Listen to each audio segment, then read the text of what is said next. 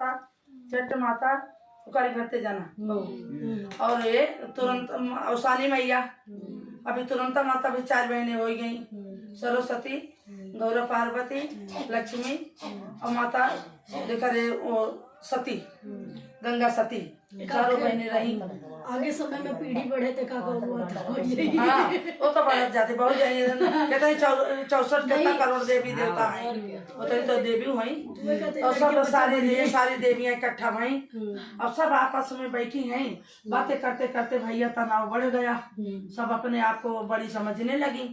वो कहे मैं बड़ी, वो कहे मैं बड़ी। भैया अब नारद भगवान तमाशा देख रहे हैं दूर खड़े होके, बोले कि अब देखो सब जन कैसी झगड़ रही हैं। तो बीड़ा बजाते बजाते करताल आए, बड़ी देर के बाद नहीं सुलझ समस्या, इतनी झगड़ी कि बाप रे बाप, सबको ये तो परेशान हो ही गई, मार पीट पे नौबत आई गई। तब नारद भगवान चले, बोले नारायण नारायण, माता जी किस बात पे इतनी क्रोधित हो? तब बोली क्रोधित क्या है, सब अपने आप को बड़े समझता है। और वो बोलती, वो बोली मैं बड़ी हूँ, वो बोली मैं बड़ी हूँ, वो बोली मैंने इतना काम कर दिया। सब बोले भाई ऐसे तो नहीं कोई माना जाएगा, माता जी सब शांत हो जाओ, महिमा उसी की बड़ी मानी जाएगी जो संसार में पृथ्वी पे कलयुग, घोर कलयुग चल रहा है। और इस कलयुग में जो करके बताएगा, असंभव से संभव कर देगा, वही बड़ा माना जाएगा। तब भैया सब बोले कि तो क्या है? तो बोले नीचे देखिए पृथ्वी लोक पे, यहाँ देखो तो एक माली था, उसके 4 बेटे थे, बड़े बेटे का एक लड़का 10-12 साल का था। अब लड़का जैसे मानता मानी थी, मानता पूरी ना करती थी। एक दिन ये चट मैया क्रोधित हो गई, बोली कि देखो रे ऐसा है कि हम तो लड़के को गायब कर दी। अब खेलते खेलते बच्चा गायब। अब पूरा परिवार 3-4 दिन से ढूंढ के पागल हुए थे, देखते रहे। फिर सारे बेहोश पड़े, ना कोई पानी देने वाला, ना कोई दाना देने वाला, सब कोई बेहोश। तब भैया बोले कि देखो रे, उसके बोले उसका नाती ढूंढ के दो। अब जिसमें शक्ति होगा, जो ढूंढ के दे देगा वही बड़ा माना जाएगा। तो बोली ठीक है चलो।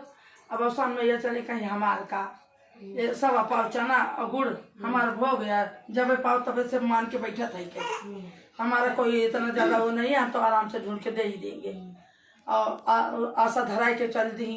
फिर तो ये भैया संकटा में ये चली कहीं, हमारा तो जन्म से पूजा बस सवा पाव चावल के लड्डू से चालू बा, और चाहे सवा मन मिठाई से कराओ, जैसे मर्जी वैसे कराओ।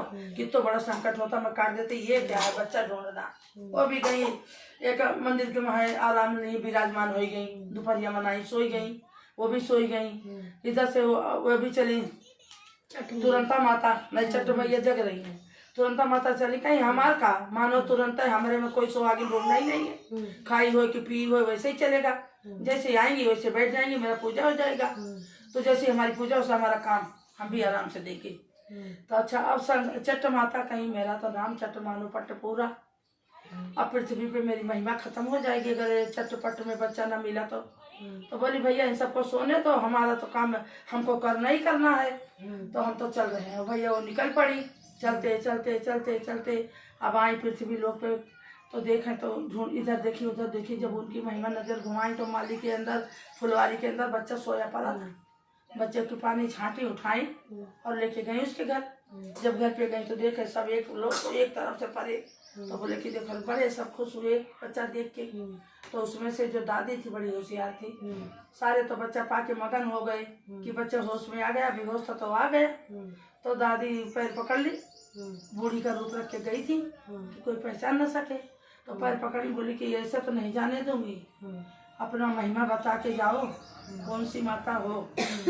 तो बोली कि ऐसे वही जगह हम लोग आज 4 दिन से नाती ढूंढे नहीं मिला, आपको कैसे मिला? तो बोली कि आप किसी को मानता मानी थी? तो बोली हाँ पूजा में गई थी, चट मैया का मानता मान के आई थी, और ऐसे वादा हो गया तो मेरा नाती अब खो गया। तो बोली कि वही है, तो चट मानो पट पूरा करो, तो मैं वही माता हूँ। तुरंत मातारी उनका नाती का बाँह पकड़ाई, वही लागे उनके घर में सब बेहोश पड़ा ही था। सब नहाए धोए गए, तुरंत मिठाई खरीद के लाई, माता जी के पूजा की, जिसे उनकी रक्षा करें उसे सब पे करें। बोला चट मैया की।